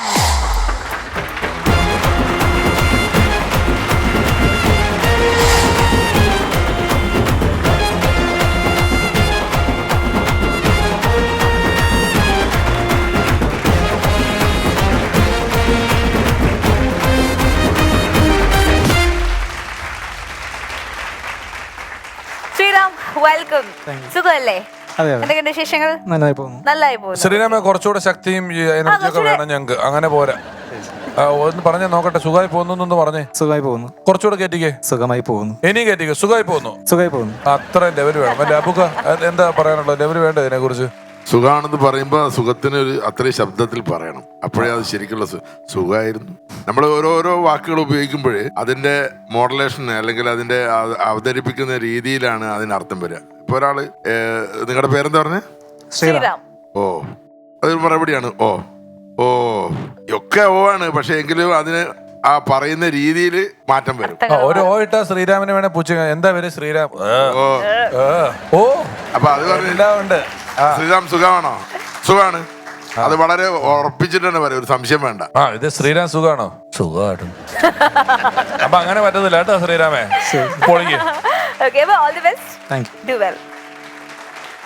നമസ്കാരം, ഞാൻ ശ്രീറാം, എറണാകുളത്ത് നിന്നാണ് വരുന്നത്. അപ്പോൾ നമ്മൾ സ്ഥിരമായിട്ട് കേൾക്കുന്ന ഒരു കാര്യമാണ് ജീവിതത്തിലെ വഴിത്തിരിവുകൾ. നമ്മൾ ചുമ്മാ ഇരിക്കുമ്പോൾ പറയും, എടാ ഇത് പോയിന്റ് വഴിത്തിരിവാണ്, നീ സൂക്ഷിക്കണം, അടുത്ത വഴിത്തിരിവാണ് സൂക്ഷിക്കണം എന്നുള്ളത്. അപ്പോൾ ഈ മണിച്ചിത്രത്താഴിൽ കുതിരവട്ടം പപ്പ് പോകുമ്പോൾ വെള്ളം എന്ന് പറയുന്ന പോലെയാണ് നാട്ടുകാർ വഴിത്തിരിവ് എന്ന് പറയുന്നത്. കാരണം നമുക്ക് അറിഞ്ഞൂടാ അവിടെ വഴിത്തിരിവാണോ ഇല്ലയോ എന്നുള്ളത്. നമ്മൾ ചുമ്മാ തുള്ളി നടക്കുകയാണ്. അപ്പോൾ എല്ലാവരുടെ ജീവിതത്തിൽ ആദ്യത്തെ വഴിത്തിരിവ് എന്ന് പറയുന്നത് 10ാം ക്ലാസ് കഴിഞ്ഞിട്ട് അടുത്ത എന്താ സംഭവം എന്നുള്ളതാണ്. എല്ലാവർക്കും ഊഹിക്കണ പോലെ തന്നെ 10ാം ക്ലാസ് കഴിഞ്ഞാൽ +2 സയൻസ് എടുക്കുക എന്നുള്ളതാണ് പ്രധാന വഴിത്തിരിവ്. എന്നെ സംബന്ധിച്ചിട്ട് അത് ഞാൻ മര്യാദയ്ക്ക് പോയ വഴിയായിരുന്നു. അതെടുത്തോടെ ഞാൻ വഴിതിരിഞ്ഞങ്ങ് പോയി. ഇപ്പോൾ എനിക്ക് സയൻസ് ഗ്രൂപ്പ് എടുക്കണമെന്ന് വലിയ ആഗ്രഹം ഉണ്ടായിരുന്നില്ല. പക്ഷേ ചിലവർ ഭയങ്കര പ്രലോഭനങ്ങളായിട്ട് വരും. എടാ സയൻസ് ഗ്രൂപ്പ് എടുത്താൽ നിനക്ക് ഡോക്ടറാവാം, എഞ്ചിനീയർ ആവാം, തെങ്ങിക്കയറാം, ഓട്ടോ ഓടിക്കുക, അല്ലെങ്കിൽ സപ്ലി അടിച്ച് വീട്ടിലിരിക്കുക, എല്ലാം പറയും. ഞാൻ പറഞ്ഞു എനിക്കതിലൊന്നും ഇൻട്രസ്റ്റ് ഇല്ല, ഞാൻ പോകില്ലെന്ന്. അപ്പോൾ ഒരു പയ്യൻ പറഞ്ഞു, എടാ +2 സയൻസ് എടുത്തിട്ട് നീ എഞ്ചിനീയറിംഗ് പോയ സിനിമയെ കയറാന്നുള്ളത്. So I am the film star. അതുകൊണ്ട് ഞാൻ +2 സയൻസ് എടുത്തു. സയൻസ് എടുത്തു കഴിഞ്ഞാൽ +2 സയൻസ് എടുത്തു കഴിഞ്ഞാൽ ആദ്യത്തെ അംഗം എന്ന് പറയുന്നത് പ്രത്യേകിച്ച് തിരുവനന്തപുരം, എറണാകുളം നഗരങ്ങളിലൊക്കെ എന്ന് പറഞ്ഞാൽ ഭയങ്കര ട്യൂഷന് പോകുന്നതാണ്. അവർ ട്യൂഷനാണ് ഈ കട്ട് ഓഫ് മാർക്ക് കണ്ടത്. 90% കട്ട് ഓഫ് മാർക്ക് ഇല്ലാതെ അവർ എടുക്കത്തില്ല. എൻ്റെ സംശയം എന്ന് പറഞ്ഞു കഴിഞ്ഞാൽ ഈ അറിയാത്ത പിള്ളേരെ പഠിപ്പിക്കാനായിട്ട് ഇവർ നിൽക്കുവാണോ അത് ഇവരെ പഠിപ്പിക്കാനായിട്ട് ഈ പിള്ളേരെ വരുത്തുക എന്നുള്ളത്. എന്തിനാണ് 90% കട്ട് ഓഫ് എന്നുള്ളതാണ് പ്രധാന ചോദ്യം. പിന്നെ ഈ ട്യൂഷൻ്റെ ഏർപ്പാട് എനിക്ക് പിടിയിട്ടില്ല. കാരണം സ്കൂളും ഉണ്ട്, ട്യൂഷനും ഉണ്ട്. ഒരു ദിവസം ടെസ്റ്റ് ക്രിക്കറ്റ് കളിച്ചിട്ട് അന്ന് വൈകുന്നേരം 20-20 ക്രിക്കറ്റ് കളിക്കുന്ന അവസ്ഥയാണ് ഈ വൈകുന്നേരം രാവിലെ തൊട്ട് സ്കൂളിൽ ഇരുന്നിട്ട് വൈകുന്നേരം ഈ ട്യൂഷന് പോകുന്ന ഏർപ്പാട്. പക്ഷേ എനിക്ക് സിനിമാക്കാരനാവണം, അതുകൊണ്ട് ഞാൻ ട്യൂഷനും പോയി. എന്തായാലും 10ാം ക്ലാസ് വരെ കണ്ട സബ്ജക്റ്റുകളൊന്നുമല്ല, സബ്ജക്റ്റ് അത് തന്നെയാണെങ്കിലും സാധനങ്ങളൊന്നുമല്ല ഞാൻ +2 സയൻസിൽ കാണുന്നത്. എന്നെ കണക്കൂട്ടൽ തെറ്റിച്ചത് കണക്കാണ്. കാരണം എനിക്ക് കണക്കൊക്കെ വളരെ ഈസിയാണ്. ഇപ്പോൾ അച്ഛൻ്റെ 3 ഇരട്ടി പ്രായമുണ്ട്, അപ്പൂപ്പനെങ്കിൽ അപ്പുറത്തെ വീട്ടിലെ കൊച്ചിൻ്റെ പ്രായം എന്നൊക്കെ ഉള്ളത് എനിക്ക് ഭയങ്കര ഈസി ആയിട്ട് കണ്ടുപിടിക്കാൻ പറ്റും. I M A mathematic genius. പക്ഷേ +1 സയൻസ് മാത്സ് തുടങ്ങിയപ്പോൾ തന്നെ എക്സാമ്പിൾ ഇടുന്നതാണ് fx = dx × dy. ശരി, കുഴപ്പമില്ല. fdx = dy/x². അതും എനിക്ക് കുഴപ്പമില്ല. അടുത്ത സ്റ്റെപ്പ് fx = dx/log എക്സ്പോണൻഷ്യൽ ആക്കുക. ഈ പഠിപ്പിക്കുന്നത് കണക്കാണോ? എനിക്കത് ഫുള്ളും ഇംഗ്ലീഷായിട്ടാണ് തോന്നിയത്. എൻ്റെ ഇംഗ്ലീഷ് ടെക്സ്റ്റ് പോലും അത്രമാത്രം ഇംഗ്ലീഷ് ഞാൻ കണ്ടിട്ടില്ല ഈ കണക്ക് പുസ്തകത്തിലുള്ള പോലെ. പിന്നെയുള്ള ഫിസിക്സ് ആണ്. ഫിസിക്സിലും പേര് മാത്രമേ വ്യത്യാസമുള്ളൂ. ഈ പണ്ടത്തെ CID നസീർ സിനിമകളിലെ പോലെ മാർക്ക് അപ്പുറത്തും ഇപ്പുറത്തും വയ്ക്കണ പോലെ സെയിം കണ്ടന്റ് ആണ്, ഒരു മാറ്റമില്ല. സബ്ജക്റ്റിൻ്റെ ഹെഡിങ് മാത്രം മാറിയിട്ടുണ്ട്, കണക്ക്, മാത്സ്. ഇതിലൊന്നും രക്ഷയില്ലാത്തതുകൊണ്ട് എനിക്ക് ആ പെൻഡിങ് സബ്ജക്റ്റ് ഉള്ളത് കമ്പ്യൂട്ടർ സയൻസ് ആണ്. എനിക്ക് ഇന്ദ്രപ്രസ്ഥത്തിലെ പോലെ ഇങ്ങനെ തല വെട്ടി മാറ്റി ഒട്ടിക്കുക, അല്ലെങ്കിൽ മറ്റേ സിഗ്നൽ സാറ്റലൈറ്റിൽ നിന്ന് അടിച്ചു മാറ്റുക തുടങ്ങിയ കലാപരിപാടികൾ ചെയ്യാൻ പറ്റുന്ന സന്തോഷത്തിൽ കൂടി ഞാൻ കമ്പ്യൂട്ടർ സയൻസ് ലാബിൽ കയറിയിരുന്നു. ലാബിൽ കയറി കമ്പ്യൂട്ടർ തുറന്നു, ഒരു നീല സ്ക്രീനാണ് തെളിഞ്ഞു വരുന്നത്. ഞാൻ വിചാരിച്ചു ആ നീല സ്ക്രീനിൽ ഏതെങ്കിലും സിനിമ ഓടിക്കുന്നുള്ളത്. പക്ഷേ ഓടിച്ചില്ല. വന്ന പുള്ളി ടൈപ്പ് ചെയ്യാൻ പറഞ്ഞു, #include conio.h, #include iostream.h. പിന്നെ കുറേ ബ്രാക്കറ്റും കുറേ ഈഫ് അടിച്ചു. അവസാനം ഞാൻ വിചാരിച്ചു ഇത്രയൊക്കെ അടിച്ചു കഴിഞ്ഞാൽ ഏതായിട്ട് സാറ്റലൈറ്റിന്റെ സിഗ്നൽ നമ്മൾ പിടിക്കുന്നുള്ളത്. പക്ഷേ പുള്ളി പറഞ്ഞു ഏതെങ്കിലും 2 നമ്പർ എൻട്രി ചെയ്യാൻ. ഞാൻ 2 എൻട്രി ചെയ്തു, 4 കിട്ടി, സന്തോഷം. 4 2 എൻട്രി ചെയ്തു, 6 കിട്ടിയില്ല, എററാണ് വന്നത്. അതോടുകൂടി എൻ്റെ കമ്പ്യൂട്ടർ എഞ്ചിനീയർ എന്നുള്ളൊരു സംഭവം തകർന്നുപോയി. പക്ഷേ അവിടെ എൻ്റെ വീട്ടിൽ എൻ്റെ അമ്മ മകൻ കമ്പ്യൂട്ടർ എഞ്ചിനീയർ ആവുമെന്ന് പറഞ്ഞിട്ട് 10-40,000 രൂപയ്ക്ക് വട്ടിപ്പരിശയ്ക്ക് കമ്പ്യൂട്ടർ എടുത്ത് വാങ്ങിച്ചു വെച്ചേക്കായിരുന്നു. എനിക്കൊരിക്കലും അവരോട് പറയാൻ പറ്റില്ല ഈ കുന്തത്തിൽ 2+2 അടിച്ചാൽ 4 മാത്രമേ വരുള്ളൂ എന്നുള്ളത്. എന്തായാലും അത്രയും വലിയ കമ്പ്യൂട്ടർ വാങ്ങിച്ചു വെച്ചിട്ടുണ്ട്, പ്രത്യേകിച്ച് ഗുണമൊന്നും ഇല്ലാത്തതുകൊണ്ട് അമ്മ അതിനെ VCD പ്ലെയറാക്കി മാറ്റിയാണ് ഉണ്ടായത്. പിന്നെ ആ കമ്പ്യൂട്ടർ ഉണ്ട് എനിക്ക് ഞങ്ങളുടെ വീട്ടിൽ പൊതു VCD പ്ലെയറായി മാറിയായിരുന്നു. അതിൽ ഏറ്റവും കൂടുതൽ ഓടിയ പടം സ്പൈഡർമാൻ ആണ്. ഈ സ്പൈഡർമാൻ കണ്ടുകൊണ്ടുള്ള ഗുണം എന്ന് പറഞ്ഞു കഴിഞ്ഞാൽ എനിക്ക് പട്ടി അടിച്ചാൽ പോലും ഞാൻ ഡോബർമാനായി മാറുന്നുള്ള കുറേ കാലത്ത് എൻ്റെ സ്വപ്നമായിരുന്നത്. എന്തായാലും അത് നടന്നില്ല. +1 കഴിഞ്ഞു. എൻ്റെ ഏകദേശം ഭാവി എനിക്ക് തീരുമാനമായി. +2 എനിക്ക് പ്രത്യേകിച്ച് സ്കൂളിൽ പോയിട്ടൊന്നും ചെയ്യാനില്ലാത്തതുകൊണ്ട് ഞാൻ മ്യൂസിയത്തിലെ പ്രാവുകൾക്ക് കല്ലെറിയാൻ പോയി. പക്ഷേ അവിടെ എന്നെ വിധി ഒന്നിനും സമ്മതിക്കത്തില്ല. കാരണം ഒരു പണിയില്ലാതെ ചില പ്രണയിതാക്കൾ അവിടെ പ്രേമിക്കാൻ വന്നിരിക്കും. അവരെ പിടിക്കാനായിട്ട് മ്യൂസിയം പോലീസ് വരും. അവരെ പിടിച്ചോണ്ട് പോകുന്ന കൂട്ടത്തിൽ എന്നെയും പിടിച്ചോണ്ട് പോയി. പക്ഷേ അവിടുത്തെ SI വളരെ നല്ലവനായിരുന്നു. ഒരു +2 വിദ്യാർത്ഥിക്ക് സ്കൂളിൽ പ്രത്യേകിച്ചൊന്നും ചെയ്യാനില്ല, പ്രാവിനെ കല്ലെറിയാൻ മാത്രമേ പണിയുള്ളെന്ന് പുള്ളിക്ക് മനസ്സിലായി. അദ്ദേഹം എന്നെ മാണിക്യം എന്ന് വിളിച്ചു. മാണിക്യം എന്ന് അത് എന്നെ വിളിച്ചത് എനിക്ക് മനസ്സിലായില്ല. വീട്ടിൽ പോയി കുറേ ആലോചിച്ചപ്പോൾ എനിക്ക് മനസ്സിലായത് മാണിക്യം എന്നല്ല, മാവച്ച് എന്തോ സാധനമാണ് പുള്ളി എന്നെ വിളിച്ചത്. എന്തായാലും +2 അവസാന പരീക്ഷയായി. ഞാൻ പരീക്ഷാ ഹാളിൽ കയറിയിരുന്നു. എന്തായാലും എൻ്റെ അപ്പുറത്ത് ഇപ്പുറത്ത് പഠിക്കുന്ന പിള്ളേർ നിറയുണ്ടെന്ന് എനിക്കറിയാം. അവന്മാരെ നോക്കി എഴുതാന്ന് വെച്ചിരിക്കുകയായിരുന്നു. പക്ഷേ വിധി എൻ്റെ ക്രൂര കരാളങ്ങൾ കൊണ്ട് എന്നെ വരിഞ്ഞു മുറുക്കി. അന്ന് സൂപ്പർവിഷൻ എന്ന സാറ് എൻ്റെ കണ്ണാടി കണ്ടിട്ട് ഞാനാണ് ഏറ്റവും ബുദ്ധിമാൻ ക്ലാസ്സിൽ, എൻ്റെ നോക്കിയാണ് പിള്ളേർ എഴുതാതിരിക്കണം എന്നുള്ള ഇതിൽ എന്നെ പിടിച്ച് ഫ്രണ്ടിലിരുത്തി. എനിക്ക് ആ മനുഷ്യനോട് പറയണമെന്നുണ്ടായിരുന്നു, എനിക്ക് ബുദ്ധി കൂടുകയുണ്ട്, അത് കുറയ്ക്കാനല്ല ഈ മെക്കാനിസം വെച്ചേക്കണത്, എനിക്ക് കണ്ണ് കണ്ടുകൂടാത്തതുകൊണ്ടാണ്. അതുകൊണ്ട് സാമാന്യ മര്യാദയ്ക്ക് ഒന്നില്ലെങ്കിൽ പഠിക്കുന്ന ഒരുത്തിനെ എൻ്റെ അടുത്ത് കൊണ്ട് ഇരുത്തണം, അല്ലെങ്കിൽ എന്നെ കൊണ്ടേ അവൻ്റെ അടുത്ത് ഇരുത്തണം. അതാണ് സാമാന്യ മര്യാദ. പക്ഷേ അങ്ങനെ എന്നെ ഫ്രണ്ട് കൊണ്ട് ബെഞ്ചിൽ കൊണ്ടേ ഒറ്റയ്ക്ക് ഇരുത്തി അവിടെ ഞാൻ ഇരുന്ന് പ്രമദവനം പാടി. അടുത്ത ഘട്ടം എന്ന് പറയുന്നത് എൻട്രൻസ് പരീക്ഷയാണ്. അത് എഴുതിയവർക്കറിയാം, OMR ഷീറ്റാണ്, വെറുതെ കറുപ്പിച്ച് വെച്ചാൽ മതി. എന്തായാലും ഞാൻ പാമ്പും കോണിയിലെ പാമ്പാണ് ഞാൻ ഡിസൈൻ ചെയ്ത് വെച്ചത്. പക്ഷേ എൻ്റെ അടുത്തിരുവൻ അതിനകത്ത് തെയ്യമാണ് വരച്ചു വെച്ചത്. എന്തായാലും അവൻ ഒരു OMR രാജാ രവിവർമ്മയായിരുന്നു. എന്തായാലും റിസൾട്ട് വന്നു. എൻട്രൻസിൻ്റെ റാങ്ക് വന്നപ്പോൾ എൻ്റെ റാങ്ക് ഏകദേശം വീട്ടിലെ ലാൻഡ് ലൈൻ നമ്പറും അഖിലേന്ത്യ എൻട്രൻസിന് റേഷൻ കാർഡിലെ നമ്പറും കിട്ടി. അതുകൊണ്ട് എനിക്ക് വലിയ പ്രയോജനമൊന്നും ഉണ്ടായില്ല. +2 മാർക്ക് ലിസ്റ്റ് എനിക്ക് കണ്ടെത്താനും കഴിഞ്ഞിട്ടില്ല. എന്തായാലും നമ്മുടെ നാട്ടിൽ റേഷൻ കടയിൽ നിന്ന് മണ്ണെണ്ണ കിട്ടിയില്ലെങ്കിലും എഞ്ചിനീയറിംഗിന് സീറ്റ് ഉള്ളതെന്ന് ഉറപ്പാണ്. ഇപ്പോൾ തിരുവനന്തപുരത്തുള്ള കോവിലിനെക്കാട്ടും കൂടുതൽ എഞ്ചിനീയറിംഗ് കോളേജ് തൊട്ടടുത്ത തമിഴ്നാട്ടിലുണ്ട്. പേര് പോലും സെയിം ആയിരിക്കും. Muthumariamman engineering college, Ammankovil engineering college and ടെക്നോളജിയും കൂടെ അവർ ചേർക്കും. എന്തായാലും ഞാൻ ഇവിടെ ഒന്നും എഞ്ചിനീയറിംഗ് ചേർന്നില്ല. ഞാൻ straight Thiruvananthapuram government engineering college ചേർന്നു. അവിടെയല്ല ചെന്നത്, അതിൻ്റെ തൊട്ടപ്പുറത്ത് ഒരു കള്ള് ഷാപ്പ് ഉണ്ടായിരുന്നു, അവിടെയാണ് ചെന്നത്. എൻ്റെ ഫ്രണ്ടിൽ കള്ളുകുപ്പി കൊണ്ട് നിർത്തി വെച്ചപ്പോൾ എനിക്ക് മനസ്സിലായി ശരിക്കുള്ള വഴിത്തിരിവ് എന്താണെന്ന്. കാരണം വെറുതെ ഒരു മൂലയ്ക്ക് കണ്ണിയും കുടിച്ചുകൊണ്ടിരുന്ന എന്നെ +2 സയൻസ് ഗ്രൂപ്പ് എടുത്ത് ഈ കള്ള് ഷാപ്പിന് മുമ്പിൽ എത്തിച്ചതാണ് ശരിക്കുള്ള വഴിത്തിരിവ്. പക്ഷേ ഒരു കാര്യം പെൻഡിങ് ഉണ്ടായിരുന്നു. സയൻസ് എടുത്തു കഴിഞ്ഞാൽ നമ്മൾ സിനിമയിൽ കയറുന്നുള്ളത്. എനിക്ക് സിനിമയായിട്ട് നല്ല ബന്ധമുണ്ടായി. കാരണം +2 താർന്നതോടുകൂടി വേറെ ജോലിയൊന്നും കിട്ടില്ല. എനിക്ക് സിനിമാ തിയേറ്ററിൽ ടിക്കറ്റ് ബ്ലാക്കിന് വിൽക്കുന്ന ജോലി കിട്ടി. പക്ഷേ അവിടെയും ആ നല്ലവനായ SI വന്നു, ടിക്കറ്റ് ബ്ലാക്ക് വിറ്റേന് എന്നെ പിടിച്ചു. എന്നിട്ട് അങ്ങനെ വിളിച്ചു, മോനെ മാണിക്കുന്നു.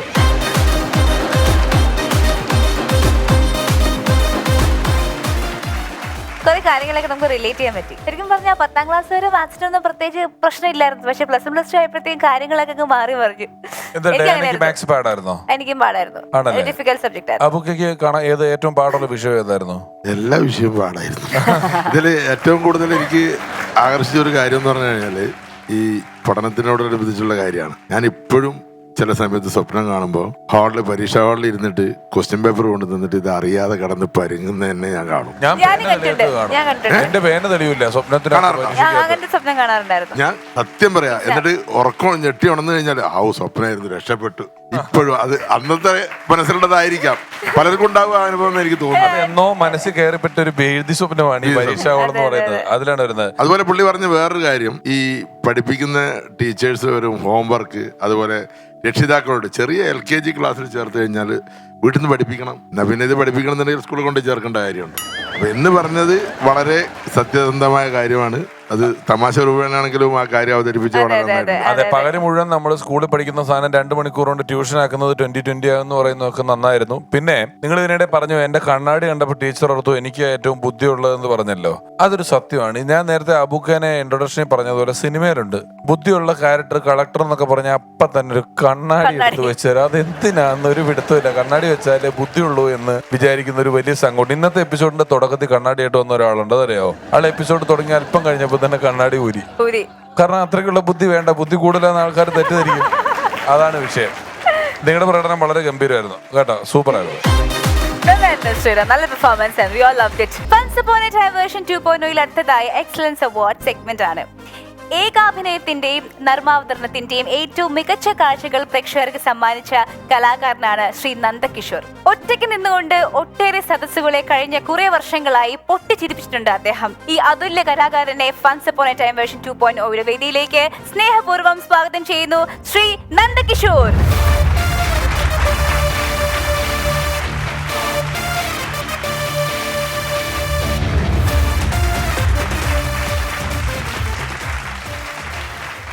നന്ദേട്ടാ, വലിയ സന്തോഷം വന്നതില്. നന്ദേട്ടനെ ഒരുപാട് പ്രേക്ഷകർക്ക് പല സിനിമകളിലൂടെയും പരിപാടികളിലൂടെയും ഒക്കെ കണ്ടിട്ടുണ്ട്. ഏതാണ്ട് എത്ര നാളായിട്ടുണ്ട് നന്ദേട്ടൻ ഈ ഒരു മേഖലയില് ശക്തമായ സാന്നിധ്യമായിട്ട്? 92 മുതൽ 30 കൊല്ലം. 30 കൊല്ലമായി. അത് ഏതൊരു പോയിന്റിലാണ് ഒറ്റയ്ക്ക് ഒരു പരിപാടി അങ്ങനെ ചെയ്ത് തുടങ്ങാൻ തീരുമാനിച്ചത്? ജയപ്രകാശ് കുളൂര് എന്നിട്ട് നാടകത്തുണ്ടല്ലോ, എനിക്കറിയാം. അറിയാം. അദ്ദേഹം എന്നോട് പറഞ്ഞു, നിങ്ങൾ നടൻ എന്നുള്ള നിലയിൽ ശ്രദ്ധിക്കപ്പെടണമെങ്കിൽ നിങ്ങൾ 1 മാൻ ഷോ ചെയ്യണം. മറ്റേ മുമ്പ് പല ആളുകളിൽ ഒരാളാണ് നമ്മൾ, ഇതിപ്പോ നമ്മളാണ് എല്ലാം. അതുകൊണ്ടാണ് ഞാനൊന്നും അങ്ങോട്ട് ശ്രദ്ധിക്കപ്പെട്ട് കളയാം എന്ന് വെച്ചിട്ട് ഞാൻ അങ്ങോട്ട് തുടങ്ങിയതാണ്. 92 ജൂൺ 1 കോഴിക്കോട് ടൗൺ ഹാൾ എന്റെ പേരിൽ വാടകയ്ക്ക് എടുത്ത് 92 ഓഡിറ്റോറിയം വാടകയ്ക്ക് എടുത്ത് ഞാൻ എന്റെ പേരിൽ വാടകയ്ക്ക് എടുത്തു. ആരാ വാടകയ്ക്ക് എടുത്തത്? കോർപ്പറേഷൻകാർ ചോദിച്ചു ആരാ വാടകയ്ക്ക് എടുക്കണം. ഞാനാണ് നന്ദകിഷോർ. അപ്പൊ അവരാ കണ്ണുപിൽ പല സംഘടനകളൊക്കെ എടുക്കാറേ. എന്നിട്ട് ഞാൻ കോഴിക്കോടുള്ള പത്രക്കാരെയൊക്കെ ക്ഷണിച്ച് ഒരു പരിപാടി നടത്തി. അത് നന്നായി. കേരളത്തിലെ എല്ലാ പത്രവും ഇംഗ്ലീഷ് പത്രങ്ങളും ഉൾപ്പെടെ അതിനെ പറ്റി ഇയാളെ പോലെ ഒരു കേമൻ ലോകത്ത് ഇല്ലാതെ കൊണ്ട് എഴുതി.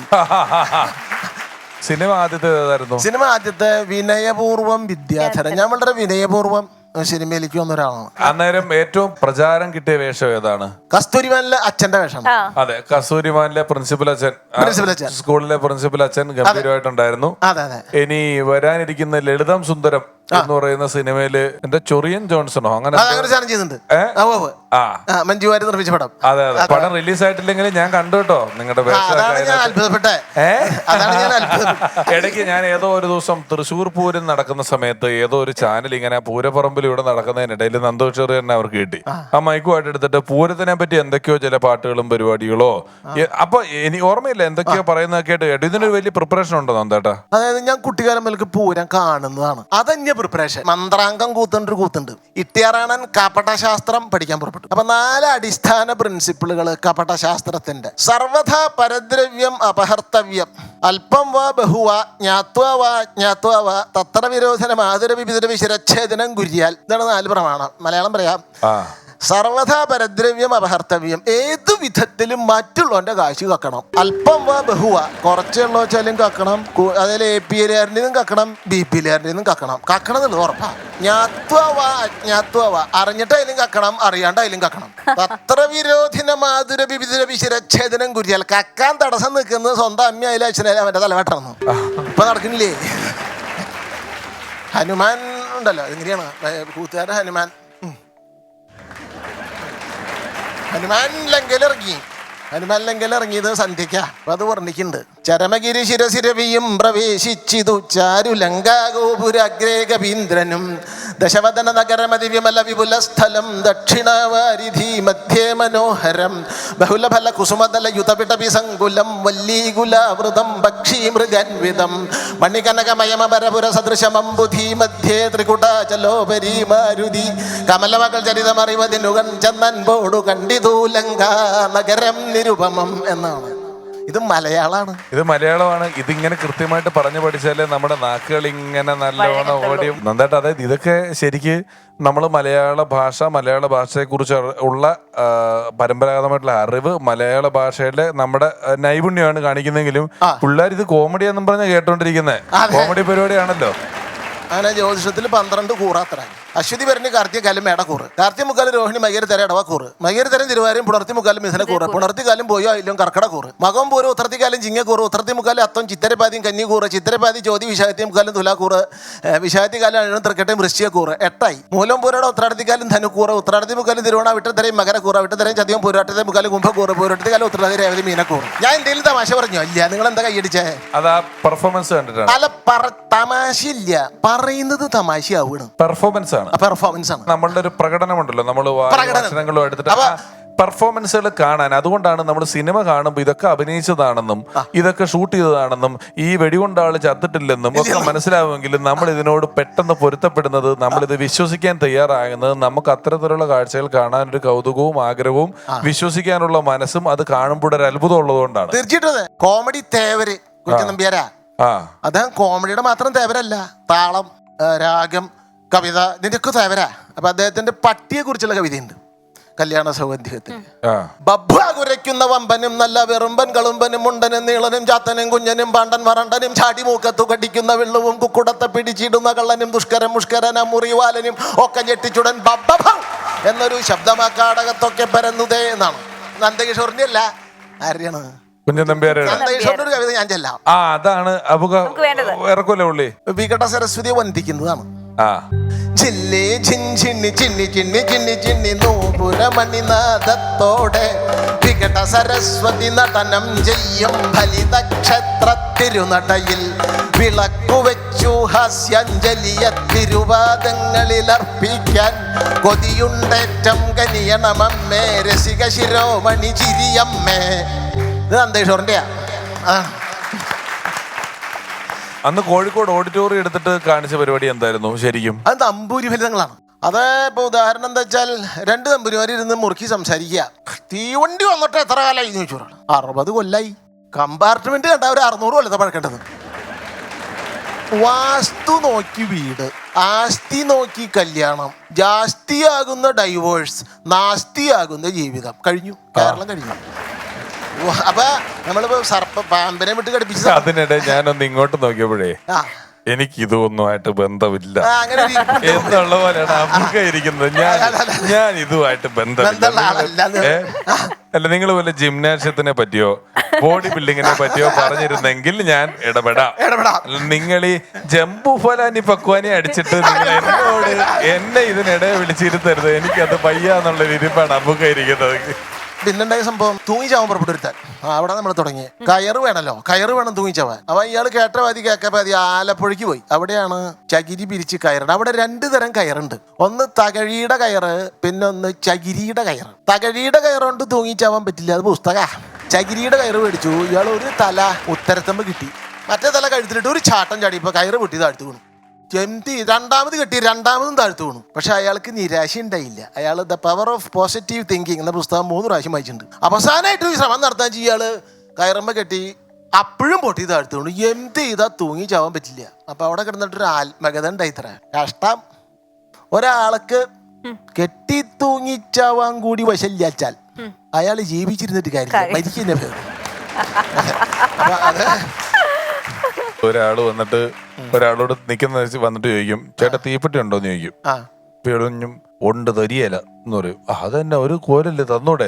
ഇല്ല, തരാൻ പറ്റൂല. അങ്ങനെ പറയല്ലേ, ഒരു തീപ്പെട്ടി താ, ഞാൻ സിഗരറ്റ് വലിക്കാൻ വേണ്ടിയാ. ഇയാള് പറയും, ഇല്ലില്ല, തരാൻ പറ്റില്ല. കാരണം ഈ തീപ്പെട്ടി നമ്മൾ തന്നു കഴിയുമ്പോൾ നീ പിന്നെ എന്നോട് എന്റെ പേരെന്താ, എവിടെയാ വീട്, സ്ഥലം എന്നൊക്കെ ചോദിക്കും. അങ്ങനെ നമ്മൾ തമ്മിൽ പരിചയമാവും. നമ്മൾ പരിചയപ്പെട്ട് കഴിഞ്ഞ് കുറച്ച് നാൾ കഴിയുമ്പോൾ നീ നമ്മൾ തമ്മിൽ എന്തായാലും പരിചയമില്ല എന്ന് പറഞ്ഞ് ഞാൻ എന്റെ വീട്ടിലോട്ട് നിന്നെ വിളിക്കും. അങ്ങനെ നീ എന്റെ വീട്ടിൽ വരും. നീ എന്റെ വീട്ടിൽ വന്നു പോക്കൊക്കെ തുടങ്ങി കഴിയുമ്പോൾ പിന്നെ എനിക്ക് എന്റെ മകളുണ്ട്, സുന്ദരിയായ മകളുണ്ട്. നീ ഇത് കുഴപ്പമില്ല, നീ എന്റെ മകളെ കാണും, നിങ്ങൾ തമ്മിൽ ഇഷ്ടപ്പെടും, നിങ്ങൾ തമ്മിൽ പ്രണയമാവും. അത് കഴിഞ്ഞിട്ട് നീ എന്നോട് വന്നിട്ട് എന്റെ മകളെ നിനക്ക് കെട്ടിച്ചു തരുമോ എന്ന് ചോദിക്കും. എടാ, ഒരു തീപ്പെട്ടി മേടിക്കാൻ പൈസ ഇല്ലാത്ത നിനക്ക് ഞാൻ എന്റെ മകളെ എങ്ങനെ കെട്ടിച്ചു തരുമോ? ഈ ഭാഷയുടെ പ്രയോഗത്തിന് അവിടെ കുഞ്ചതമ്പിയുടെ വനവർണ്ണന കദളീവനം വർണ്ണിക്കണം. യുദ്ധം പറഞ്ഞു ഗതയും വഹിച്ചുകൊണ്ട് ഉത്ഥാനവും ചെയ്തു ഗന്ധവാഹൽമജന്നുത്തരാശാമുഖം നോക്കി പുറപ്പെട്ടു. സത്വരാഹങ്കാര ഗംഭീര പുരുഷൻ അഗ്രഭാഗെ 2 വന്തി നിരക്കവേ അഗ്രഹാരം കണ്ടു കൗതുകം പൂണ്ടുടൻ നിഗ്രഹാനുഗ്രഹാധികൃത പ്രൗഢരാം വിപ്രലോകാഗ്രേസരന്മാരെ വന്ദിച്ചു. വിഗ്രഹശക്തനം വീരൻ മൃഗോദരൻ വ്യഗ്രതാഹീനം നടന്നു തുടങ്ങിനൻ. ഉഗ്രമം കാനനം തന്നീലകമ്പുക്കു ദുർഗ്രഹ ക്രൂരധീരാകാര പുരുഷൻ നക്ഷത്രമാർഗത്തിലെത്തി കിളർന്നു ഒരു വൃക്ഷങ്ങൾ കണ്ടുടൻ വിസ്മയിച്ചിടിനൻ. ലക്ഷകോടി അർബുദം ധൂളീപരാർത്ഥവും ലക്ഷീകരിക്കയിൽ എണ്ണിത്തുടങ്ങിയാൽ താലന്തമാലവും നക്തമാലങ്ങളും സാലം രസാലവും ഹിന്ദാലജാലവും അർജുനം കേസരം നീലം പലാശവും സർജകം ഖർജുരം കാരസ്കരങ്ങളും ചൂതംബനാസവും ചിംബികാചമ്പകം മാതുലൂകങ്ങളും മാഗന്ധവൃന്ദവും പുന്നാകനാഗ പ്രിയാളദ്രുമങ്ങളും പിന്നെ ബഗൂളങ്ങൾ പൂപ്പാതിരികളും കശ്വത്ഥജാലം കപിത്തദ്രുമങ്ങളും ശശ്വത്തണലുള്ള പേരാൽ സമൂഹവും ഈട്ടിയും തേക്കും തിലകദ്രുമങ്ങളും ചോട്ടിൽ പതിക്കും ചുഴലി വൃക്ഷങ്ങളും അത്തിയും ഇത്തിയും പിന്നെ പരുത്തിയും പൂത്തലഞ്ഞീകൃത മാലജാലങ്ങളും വന്താരകുന്ത കുരണ്ടഷണ്ടങ്ങളും കന്തരാളങ്ങളും കാട്ടുപുഷ്പങ്ങളും തിന്ത്രണീ വൃക്ഷങ്ങൾ വംശദ്രുമങ്ങളും ലന്തവൃക്ഷങ്ങളും ജംബൂകദമ്പവും ഒരു വർണ്ണനയും. ഒരുപാട് അത്ഭുതത്തോടെയും ആശ്ചര്യത്തോടെയും ഞാനിവിടെ കേട്ട് നിന്നത്. എന്നാൽ ഒരുപാട് സന്തോഷം. ഞങ്ങളുടെ ഒരു ചെറിയ സ്നേഹോപഹാരം ഏറ്റുവാങ്ങാനും നൽകാനായിട്ട് ഞാൻ രമേശ് ചേട്ടനെയും അബൂക്കാനെയും സ്റ്റേജിലേക്ക് ക്ഷണിക്കുന്നു, പ്ലീസ്.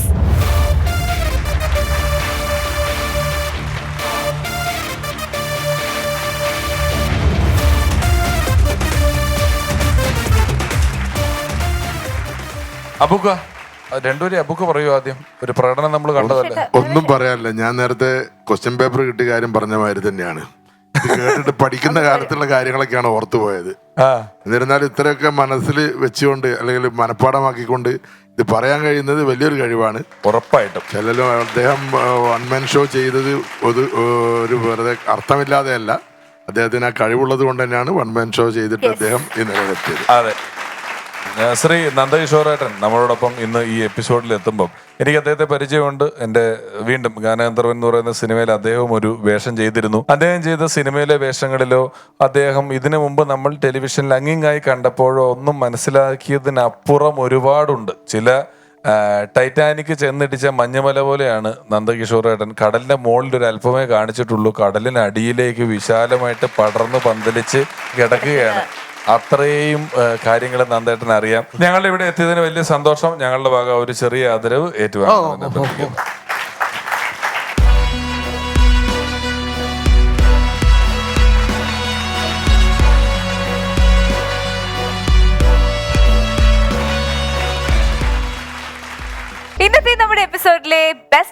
പെർഫോമറെ തിരഞ്ഞെടുക്കുവാൻ പോവുകയാണ്. And for that, let me welcome Sriram and Swanam to this floor.